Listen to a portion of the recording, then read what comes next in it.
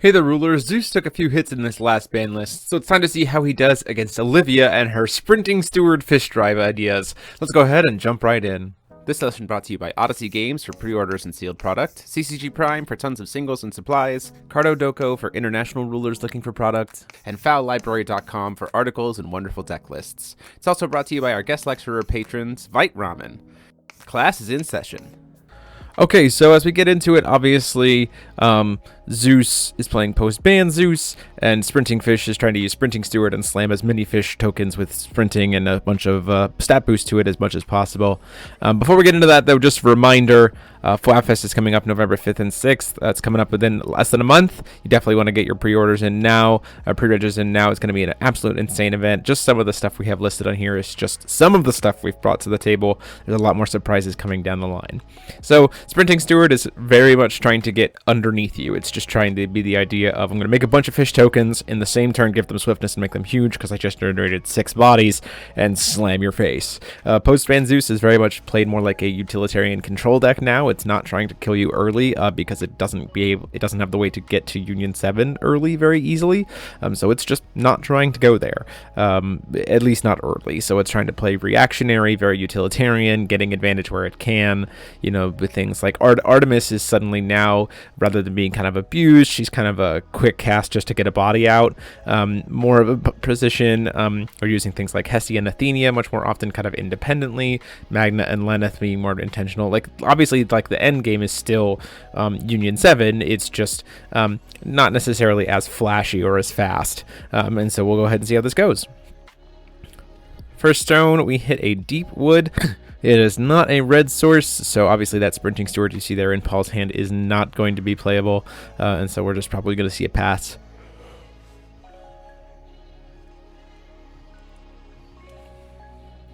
Zeus is also going to be doing a lot more because we don't have 6 Sage Stone, and also because we don't have as many super easy access to stones with the 1 stone. We're going to be doing a lot more Call Stone Pass and like doing things in the upkeep to kind of set up for future turns, being that things like Dark Alice or Water of Zeus or Rhea to dump, Persephone to the grave, or Rhea to dump Darkness of Zeus to the grave, even if we can't order them, because we also don't have as many easy ways to be able to kind of play through getting all those Olympians to our hand as frequently as possible, right? As Zeus enters the game of God, suddenly becomes a lot more important, so we have that most amounts of utility possible. Another non-red source, so doubtful that we see any kind of action come down here from Paul. At the end of the turn, we're going to go ahead and pay 200, and like I said, use those like end step kind of tricks as usual to make Will go as far as possible, to do Water of Zeus to try to draw a couple cards. Looks like we're thinking about going ahead and using the random of the turn to do Sparklefish, which we're going to go ahead and cancel the Water of Zeus. We're totally fine with this. Ultimately, it does its job of getting a of Zeus to the graveyard, which also still helps us out for later, and then we can move into the recovery.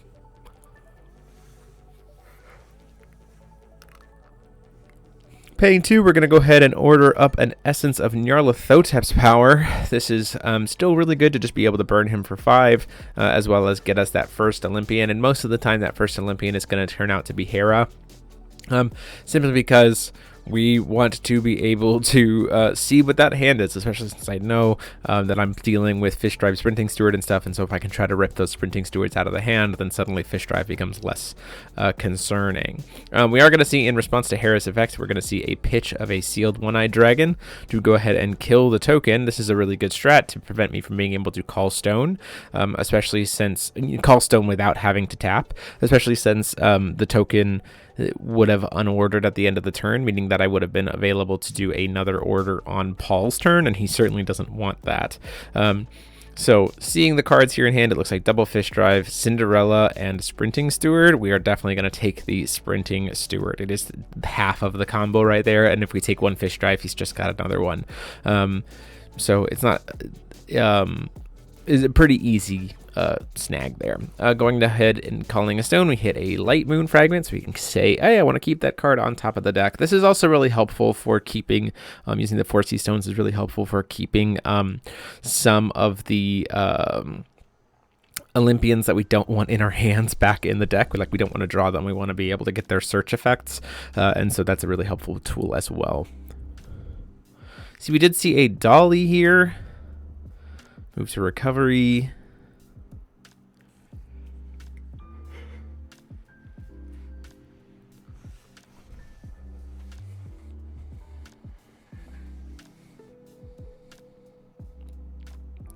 We see a God Art from Olivia here, so this is going to help him be able to go search for a Dolly out of the deck. And also, because we're searching, and this is currently, in playing this, our locals quite haven't swapped to the Foul Fest format, which is where horse is banned.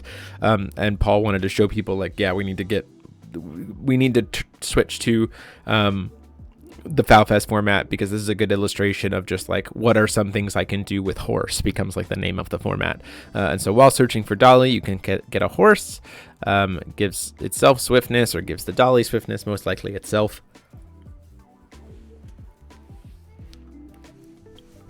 You see, we do have a fish drive there. Looks like he drew an extra card using the Dolly randomization. In comes the Warhorse. The Warhorse is going to give itself swiftness, leave the Dolly protected. Swing in for 7. And then swing in for 4 to do 11, take me down to 25.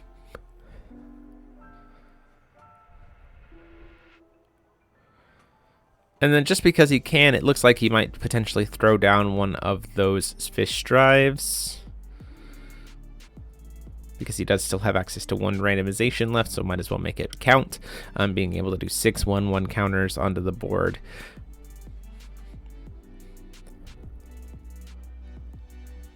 The idea is, because you generate so many bodies off of this, Sprinting Steward only needs to pay, I think, 1,600 life to make Dolly, Horse, and 6 tokens lethal. So Sprinting Steward is a lot more safe for this variant. In terms of being able to try to make something happen. Before recovery, we're going to go ahead and attempt to remove Water of Zeus to make our next of Zeus free. And then while he still only has 1 will available, we're just going to go ahead and do Light of Zeus. Even though it's unchaseable, we're still just going to go ahead and slam it now. This is a little bit of, I think, of a not necessary play, purely because of the fact that we could wait until, because Light of Zeus is unchaseable, we could wait until he pays life for Sprinting Steward and does kind of some of the work for us. But it's still, useful here. Thinking about doing potentially something before recovery, ultimately deciding now we're just going to move to recovery there, and we need to kind of keep going. So we're going to order up this Rogue Spectator to prevent life gain for the turn. Could have prevented the life gain for the... could have tried to prevent life gain from the... horse, but ultimately not a huge deal. In response again to the search effect to stop those being able to call stone for free, we're going to see a Surging Lightning using the Olivia D randomizer to be able to... He also can just let it be random. It is the only thing on the field. He doesn't even have to make it non-random to try to kill the Rogue Spectator.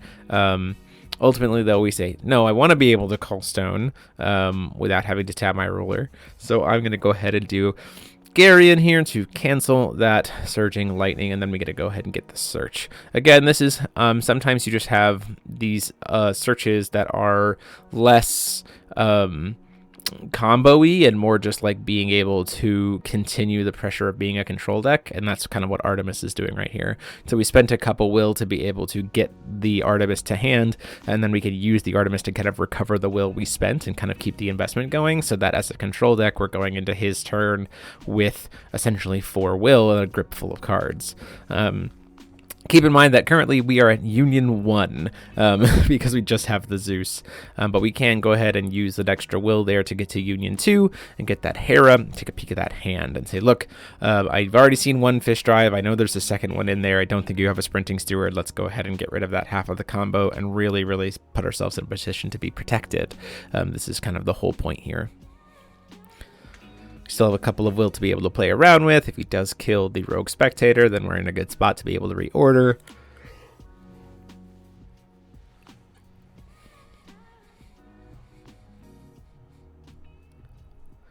It does look like he drew into another Surging Lightning. Doesn't do it particularly too much right now.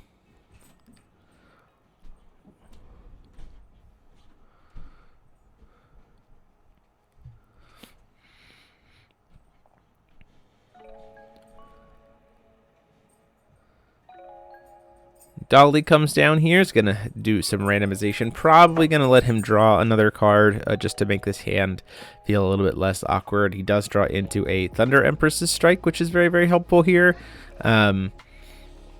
It can certainly give by his suboptimal hand some more options here, especially since he does still have a de-randomization left available from either the Dolly or the Olivia, whichever one he didn't use. Come on. Thunder Empress's Strike comes down here. Probably going to do the Resonator grab because this is also going to let him be able to search for another Warhorse. See, that's fine. So there's a Warhorse here, and ultimately searching for a very interesting tech here of a 2-drop. You see there's a Maribella there. He's going to grab a Masked Prince. So Masked Prince is going to go get him another one of those Cinderellas, and the whole purpose there is he gets a Cinderella and another horse. So in a sense, he's able to pay 2 will to potentially put 4 bodies onto the field, and we're saying, no. You can have the first horse, you can have the Masked Prince. We're going to Zeus enters the Game of Gods in response to the ability of the Masked Prince, and we are going to go ahead and Ares that to stop you getting another search out. So look, you got 2 bodies off of it, you paid 2 will, you got 2 bodies, well done. That's as far as it's going to go.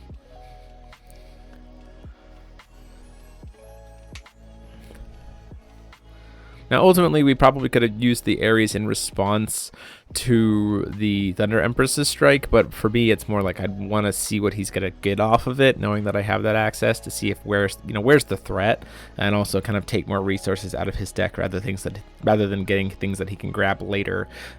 Taking more horses out of the deck now is pretty useful because the horse isn't super big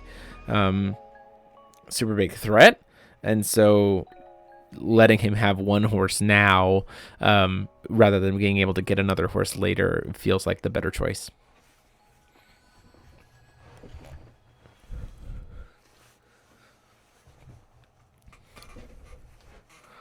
We'll just have another Cinderella there as well as Searching Lightning, but he's out of randoms for this turn, so it is going to be probably just a pass.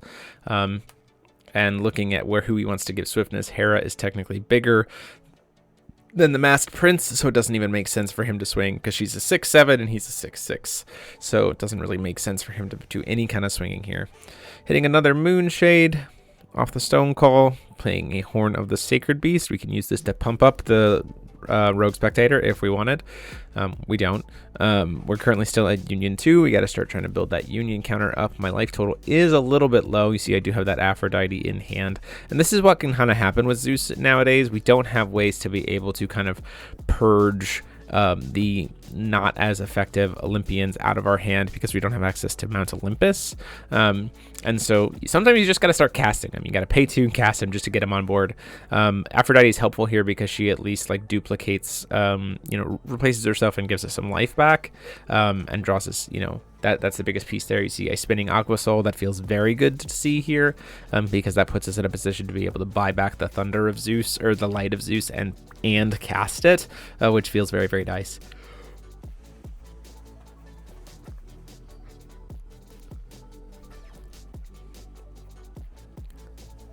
There is a world where I wonder if Thunder of Zeus might start coming back into Zeus decks because we're having to play kind of such a diverse package of stuff, and a diversity of races. In a sense, you do have some freedom in the deck, but I'm not entirely sold on that at that point. We do see the Surging Lightning come down just to get rid of the Hera, get her off board. He doesn't want to risk being at, me suddenly out of nowhere getting to Union 7 and then saying, hey, you can't play cards anymore. So it's better to just get her into grave.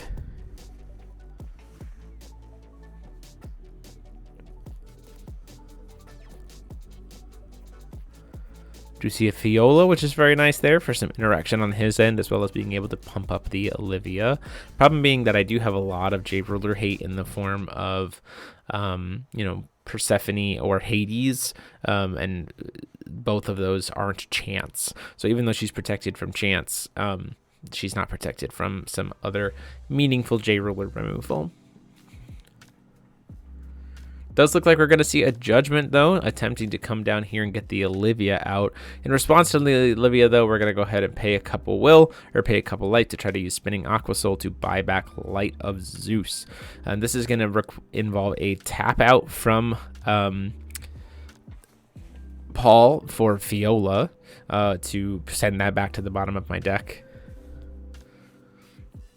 And this is going to kind of work out in our favor because it is going to completely tap out Paul for the turn. So we're going to go into our turn, going into 5 stones, staring down a board that is wide, right? But we're not trying to necessarily kill him here. We're playing a control deck.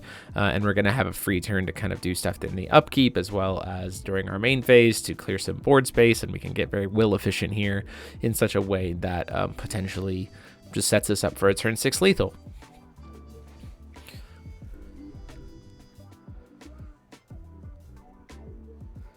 Debating whether or not he wants to swing anymore, but the problem is he doesn't want to risk giving me the chance to order, and anything he swings with would be able to kill the rogue spectator. At the end of the turn, like I said, we're just going to get that Artemis onto the board just so our union count goes up. We're at union 4. Then we kind of go into our turn.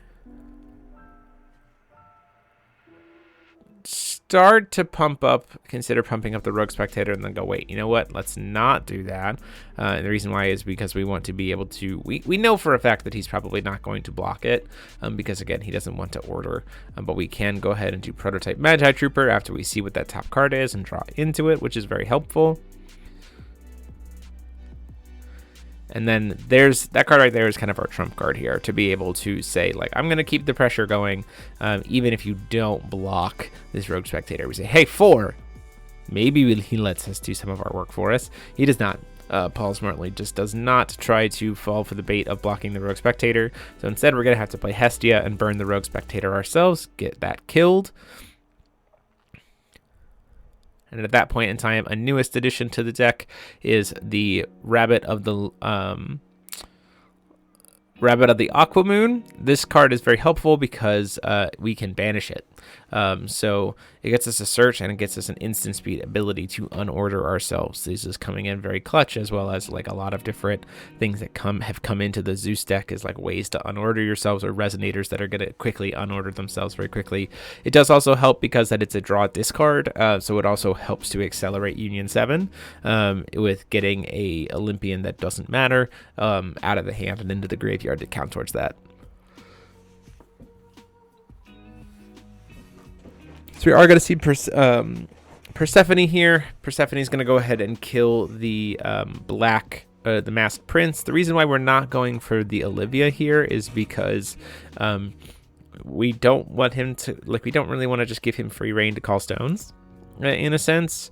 The idea being, you know, if he wants to attack with Olivia or anything else, it'll mean that he's not going to get resources. And so, yes, he didn't skip his stone call last turn because of the judgment, but ultimately, if he wants to keep calling stones to keep up with us, will advantage-wise as we get to the late game of control mirrors or control kind of standoff, he's not going to be able to attack with the Olivia.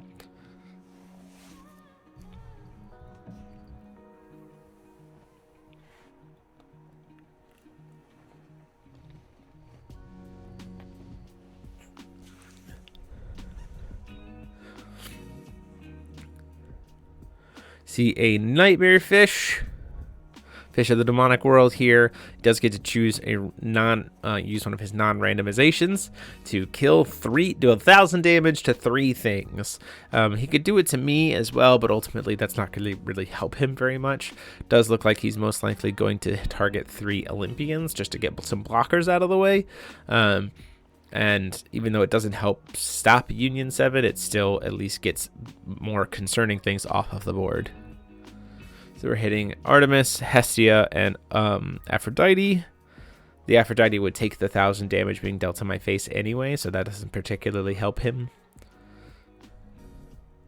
And we're left with Rabbit Moon and Magi Trooper.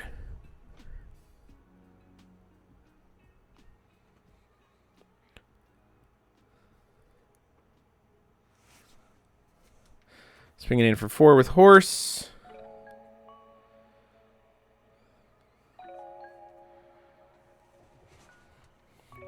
Swinging in for 4 with Dolly. Swinging in with the Olivia. We say that's fine. We'll take the first 8. We're going to block with the Magi Trooper. He doesn't dare to swing in with the Rabbit Moon and goes to play Cinderella, the Valkyrie of Glass. She was in hand this whole time. And now we have no hand from Paul and a pretty safe turn to just kind of go off and do what we need to potentially close things out. So we're going to say, know what? No, we're not going to let that Cinderella hit field. She's been in your hand this whole time. We don't want to stop it. Let's cast an Ares, putting ourselves to Union 6 and stopping her from being cast. Ultimately, though, it looks like we maybe weren't canceling the Cinderella. Maybe we're just flashing her in. Or flashing an Ares at the end of turn. Either way, doesn't super matter. Dark Alice here during the recovery phase gets us to Union 7 by discarding the Persephone. So we are now officially at Union 7, and I think in that hand I have the... I think we do have the Athena, which at that point in time is our way to push through lethal. He has exactly 3,500, which is exactly enough for Athena to wipe through with her abilities. So Athena's going to come into play. Is going to shoot him for 1,600 damage because of her Union 7 buff, and then I'll gain 600 life.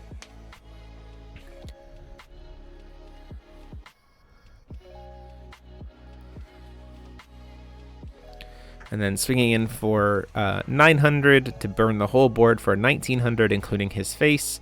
And so that will be lethal. Even if it's not gaining 1,600, I can't remember off the top of my head if it is added damage for her dealing it. But it's still enough with the swing from the 19 just going through the face to be lethal that way either. So that is it for game 1. We'll go into game 2. So here in game 2 here, obviously we're on Paul's side, he's taking the coin. This is to help him being able to play through and push through an early Ares to be able to go for the God's Art situation. I do see an Amadeus Holy Crystal, which is nice in case I have to grab into an Athena, but to stop the damage for a turn from like a Sprinting Steward turn, which is another really, really helpful thing in this matchup. Unfortunately, though, I think the Athena's in my hand, which is awful. So we're going to see that Olivia Goddard to go ahead and get Dolly and Warhorse.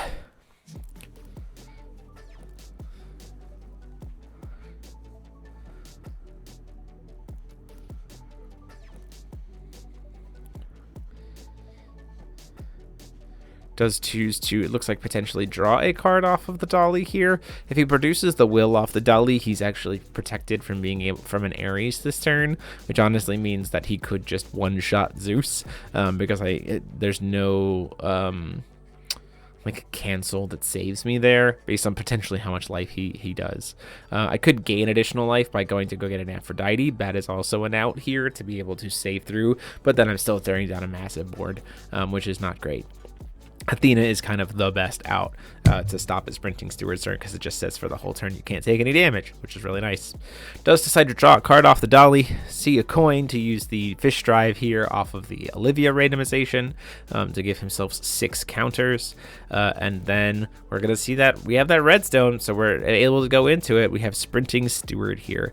This is going to be paying 1,600 life here. We do the math kind of after we do this, but it is 1,600 life to be able to, is the minimum amount he can pay to do lethal as part of cost.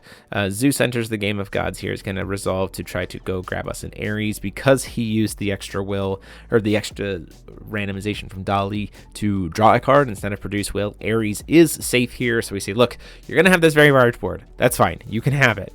I don't want to deal with the Sprinting Steward. So we'll find a way to clear the board later, hoping into something like a Light of Zeus to be able to kill it, especially off of a backup of maybe another Sprinting Steward. But Zeus enters the game of gods, gets to come in here, gets to grab us the Ares, cancel the Sprinting Steward, and we don't have to worry about the life, death, being swarmed by fish on the first turn. He is going to get to swing in here with the Warhorse or the Dolly, whichever one he chose to give swiftness, which is going to come in, hit me for 400, take me down to 36. Draw for turn. We do not have another Zeus enters the game of gods here. We do not have a way to be able to cast the Ares. Or, even if we did have a way to cast the Ares, he'd have the will to be able to cover it. So not looking super great here. I do see the Gary in there, which now kind of thinking back on it, as you'll see here in a second, he top decks the other Sprinting Steward. And we're like, well, we can't stop that. We can just use the Ares to stop you from paying 1. We completely missed the fact that it costs 1. And so we could just use the Zeus enters the game of the Gary in there to stop the second Sprinting Steward and survive for another turn. So a little bit of a tunnel vision on the part of Zeus, and we go into game 3.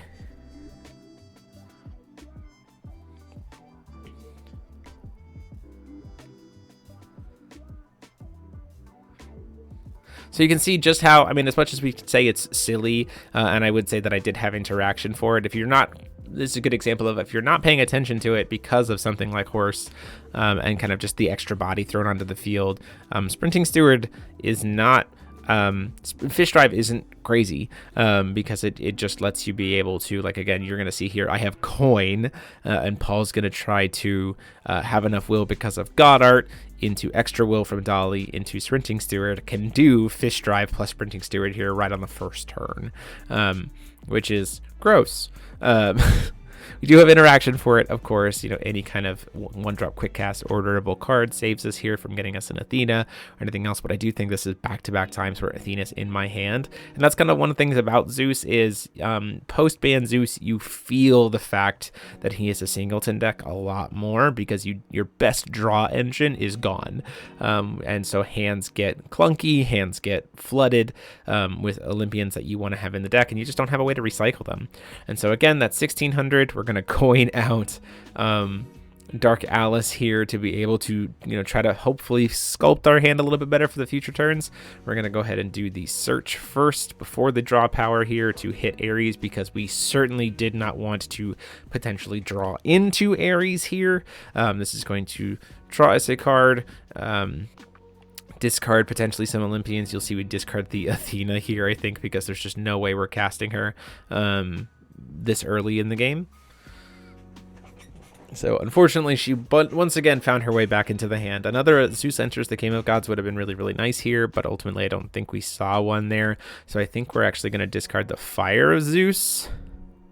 And this is to be able to set us up for potentially an of Zeus that we might top deck into. And we make a little bit of a mistake here. We go to block the Warhorse, which we skip our first recovery phase. So like the Dark Alice is going to get to come into play tapped. Thankfully, we do get to still call Stone, even if our ruler is tapped. That is one of the beauties of orders, but it does mean we do have one less blocker for the following turn. Horn of the Sacred Beast comes down here. Prototype Magi Trooper trying to draw us into another card. Really just trying to see a Zeus enters the Game of Gods, something to be able to protect us like an Aphrodite. You do see I have that Warhorse of my own. Because it is a neat little trick with Zeus to, you know, if you have a banish order effect, you can, or any kind of search, you can activate something like Zeus enters the Game of Gods, and while you're searching, cast and order the horse, which is gross. So you kind of like steal priority but in your own sequencing, and then kind of get a second search off of it. So suddenly Zeus enters the Game of Gods becomes 2 Zeus searches. Down comes another Sprinting Steward. I'm doing the math here. He does decide to pay another 16. Again, a Zeus enters the Game of Gods here saves me if I can go get an Aphrodite because it gains me enough life and I have a blocker. Ultimately, though, I say, okay, based on this math, as long as I can successfully block one of the 8/8s, I still live, because this is currently representing 4,600 damage. So I can live at 200 if we get there. He swings in with the first 30, and we say, you know what, we're going to take all of that. Swings in for 8. We go to block with Magi Trooper, and using another choice of randomization, we have Surging Lightning. And then I realize, oh wait, if I let that resolve, I can't pay any more cards because I'll be at 200 life, and I can't produce any will off of Magic Stone and Moonshade. So really kind of punishing me here, with Paul doing this really good job of getting underneath the Zeus deck before it can really set up its control package. So in response to the Pulsing Thunder, I have kind of really I mean, there's a few outs here, but ultimately it comes down to Guardian of Velsivaria to try to dig. We're going to go 4 cards deep. I need to see something of Zeus, preferably a light of Zeus. Even a water of Zeus helps me draw further to be able to potentially get into another one. Ultimately, though, we do not see it, and that is going to be the game. So that is the match. Hope you guys liked it and watched me getting beat around by Sprinting Fishes. We'll have the deck profiles for both of these decks up later this week. Let us know your thoughts on post-ban Zeus or how you've been playing with him. We're very curious to see those lists. And until next time, this is DMO73 saying class dismissed.